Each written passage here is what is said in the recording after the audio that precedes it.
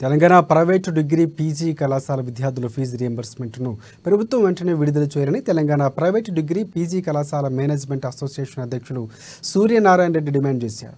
Indira park వద్ద private కాలేజీల ఉపాధ్యాయులు, రాష్ట్ర అధ్యక్ష కార్యదర్శులు శాంతియుత దీక్షను చేపట్టారు.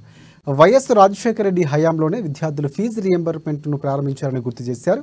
ఈ గత 10 ఏళ్ల బీఆర్ఎస్ ప్రభుత్వం ఫీజు రియంబర్స్మెంట్ ఎవరికీ ఇచ్చిన దాఖలాలు లేవని ఆవేదన వ్యక్తం చేశారు. 10 ఏళ్ల తర్వాత మళ్ళీ కాంగ్రెస్ ప్రభుత్వం రావడంతో విద్యార్థుల భవిష్యత్తు ఎంతో అభివృద్ధి చెందుతుందని వారు ధీమా వ్యక్తం చేశారు. రాష్ట్ర ప్రభుత్వం వెంటనే చొరవ తీసుకుని ఫీజు రియంబర్స్మెంట్, స్కాలర్షిప్లు విద్యార్థులకు అందజేయాలని కోరారు. ఫీజు రియంబర్స్మెంట్ బకాయిలు పేరుకుపోయాయి.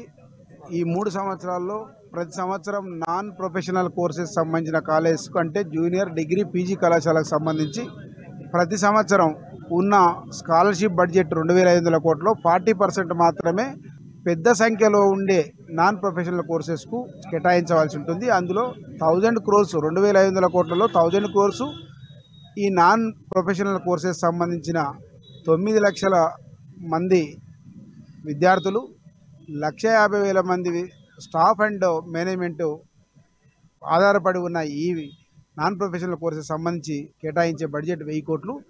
అది 3 సంవత్సరాలకు గాను 3,000 కోట్లలో 1000 కోట్లు చెల్లించబడింది. దాదాపుగా 2,000 కోట్లు పెండింగ్ ఉంది. 2,000 కోట్లలో 6-7 నెలల కింద నుండి మన మార్చి వరదాకా కూడా టోకెన్స్ రిలీజ్ చేస్తూ వెళ్ళింది. అది 750 నుంచి 800 కోట్లు ఉంటుంది. ఇమ్మీడియట్గా రిలీజ్ చేసిన టోకెన్ను ఎమ్మడే డబ్బులు విడుదల చేయాల్సిందిగా, విడుదల చేసిన తర్వాత మిగతా బ్యాలెన్స్ ఏదైతుందో దాన్ని ఒక సక్రమైన పద్ధతిలో గతంలో 2014 కంటే ముందు రాష్ట్ర ప్రభుత్వం, కాంగ్రెస్ ప్రభుత్వం ఏ విధంగా అయితే చాలా మంది విద్యార్థులు, పేద బడుగు బలహీన వర్గ విద్యార్థులు చదువుతారు ఈ నాన్ ప్రొఫెషనల్ కాలేజెస్లో.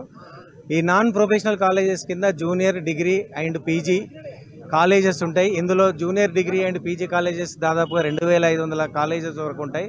ఈ 2,500 కాలేజెస్లో 9 లక్షల మంది విద్యార్థుల వరకు బడుగు బలైన విద్యార్థులు చదువుతుంటారు. ఈ విద్యార్థులకు టోటల్ స్కాలర్షిప్ బడ్జెట్లో 40% బడ్జెట్ కనుక రిలీజ్ చేస్తే ఈ 9 లక్షల మంది విద్యార్థులకి